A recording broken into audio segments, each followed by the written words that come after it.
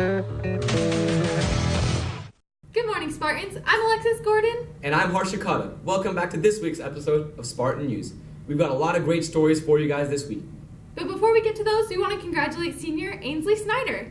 Ainsley has been given a full ride to Idaho State University to play Division I golf and continue her academic career.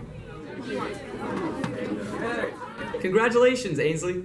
It's the holiday season now, and you know what that means. More spending. Most kids actually spend a lot of their money year-round through online gaming. Yeah, games like Clash Royale, Apex Legends, and Star Wars Battlefront 2 all incentivize people to buy in-game items in order to gain an edge over other players. This brings up the question, are these companies unfairly manipulating these children in order to turn a profit? More on that with Ashley. Well, Harsha, it would appear that they are. According to NPR, video games blew past box office sales in 2018, a nearly 20% increase in the entire video game industry. In particular, loot boxes, which are when players spend money for mystery rewards, are projected to increase to a nearly $50 billion industry by just 2022. In pay-to-win games, video game developers design artificial difficulty curves to try to force players to spend money just to progress in the game. Since the video game industry is becoming more reliant on microtransaction purchases by young consumers, does this mean that game developers are manipulating kids for profit?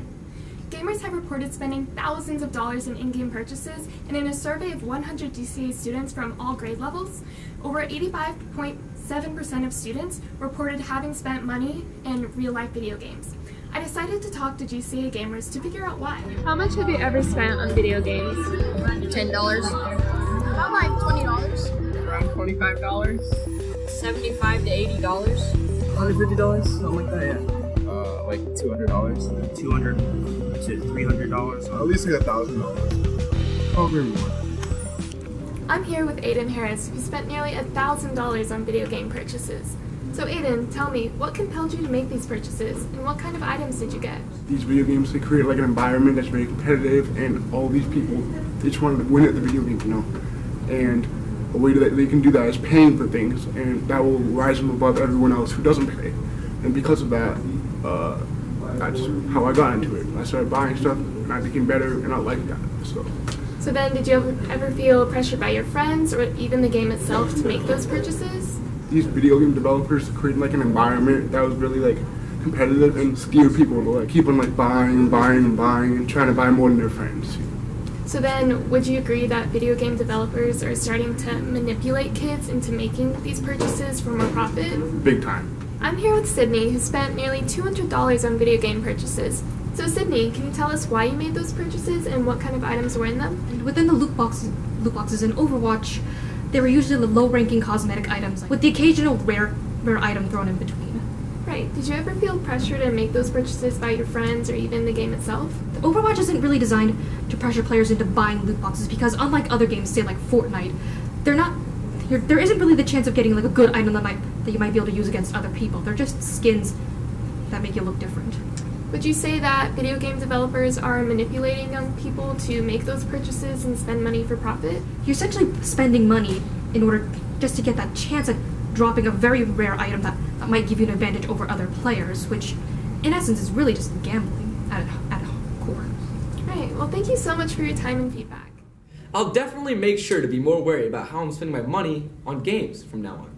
Hey Harsha, I'm not sure if you've heard, but there's been a holiday rumor spread about one of our teachers. I have heard, in fact, and I'm more than happy to say we've sent our ace detective, Kensei Van Slyke, to investigate Mr. Merrill and his festive activities.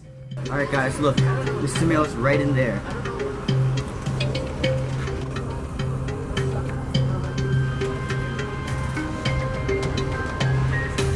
Alright guys, I think this room is empty. Now's your chance.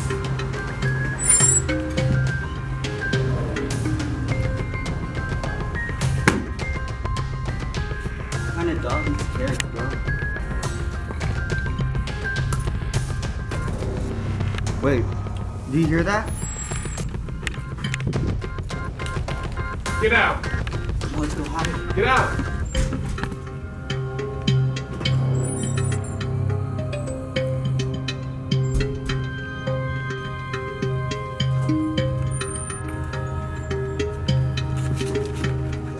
There he goes. Follow him.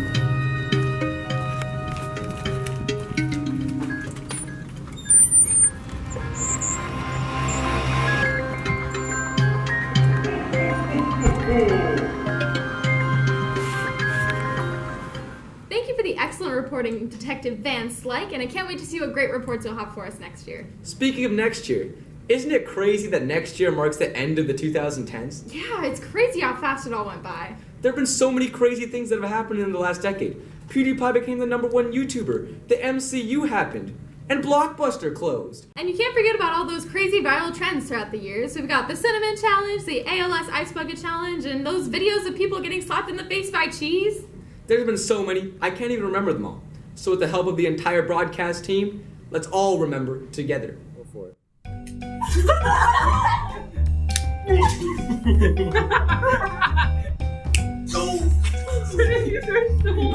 This is the Cinnamon Challenge.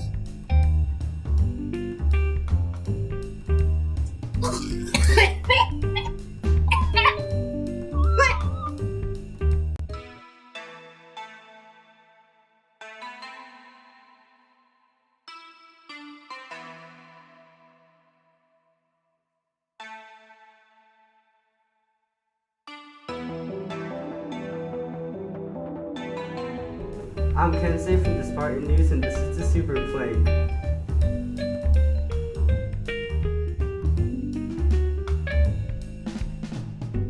I'm doing the hot pepper challenge. Oh, what did you do to me? Why? Water! You think you're safe, and then it just hits you again. I hate you guys.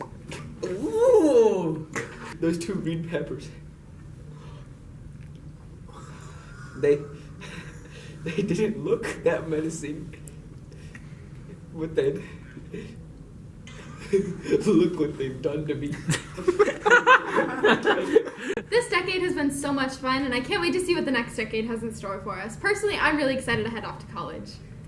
I'm really excited to finish off my senior basketball season with a bang, and also for another year of Spartan News. Me too, Harsha, and it looks like that's all the time we have for this week's episode. And on behalf of our entire Spartan News team, we want to thank each and every one of you for being a part of our episodes and watching all the time. We really appreciate it. Yeah, none of this could have been possible without all of you guys tuning in and supporting us. With that, thank you all for making this year great for Spartan News, and let's hope we have another great year for Spartan News next year. Cheers.